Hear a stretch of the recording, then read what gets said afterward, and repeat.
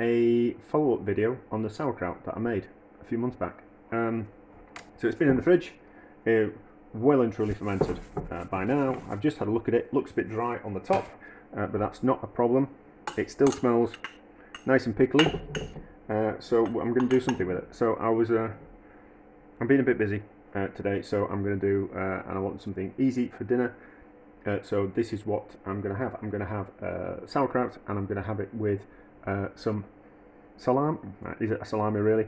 A salami that I made with pot pie for Christmas, and I had some of the meat left over from the pot pie, and I had some sausage casings in the freezer, and I just kind of thought, oh, what I'll do is I'll just see if I can use the meat that was left over from the pot pie before it was cooked. Obviously, I made the pot pie, and I seasoned it, and I just kind of thought, oh, I wonder if I could turn that actually into a cured sausage, and it's worked. And the casings were out of the freezer as well, so it was kind of an experiment.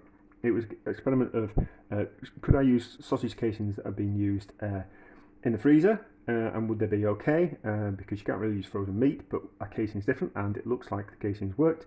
And can I use can I make a salami cured sausage from the meat from the inside of a pork pie? And it looks like it has. So half, which is about 75 grams.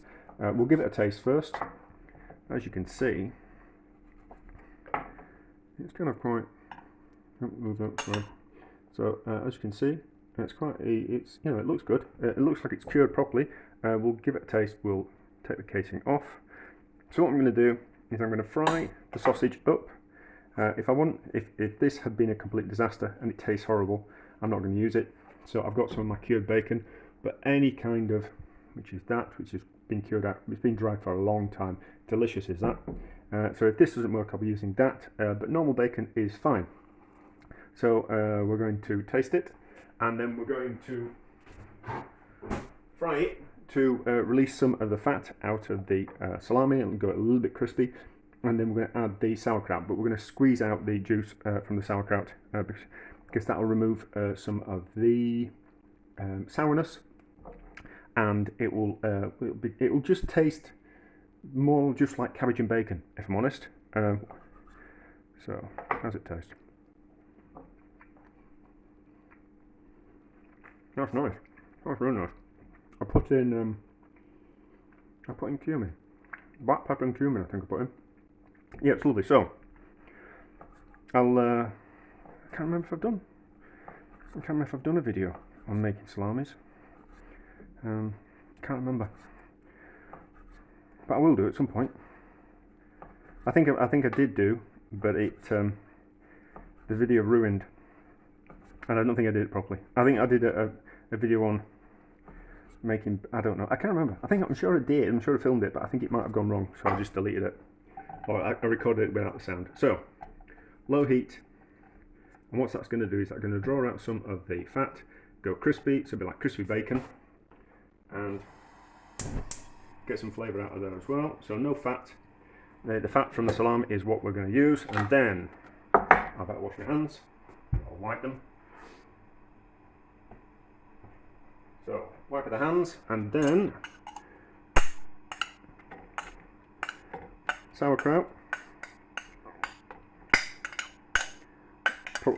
I've smelt it. I probably should taste it. So 75 grams of salami, and then I'll measure how much sauerkraut we're going to do. But I'm going to do more than that, but we'll just kind of show you what you need to do. So just an old cloth that you're not that bored about. Pour the sauerkraut into the cloth, and we're going to give it a squeeze, which will get rid of all the excess vinegar out of there. You can use the vinegar for pickling. Actually, I've done it before. I did an experiment where I pickled some eggs from the vinegar that I got from the sauerkraut, and it was delicious. So we'll give it a squeeze. You don't have to make your own sauerkraut to make this. We were at a friend's house, and her parents are Polish, and we were all we'd been out for drinking for most of the night, and we went back to their house because they were having a party. And generally, a party at a Polish person's house, a Polish family's house, means food, and so she sobered us all up with. She called it bigos. It wasn't proper bigos. but it was basically jars of sauerkraut which she squeezed all the vinegar out of and then put in bacon and fried it, and it was delicious. Certainly after a drink it was absolutely delicious. So the sauerkraut looked kind of quite dry when I pulled it out of the jar, but as you can see,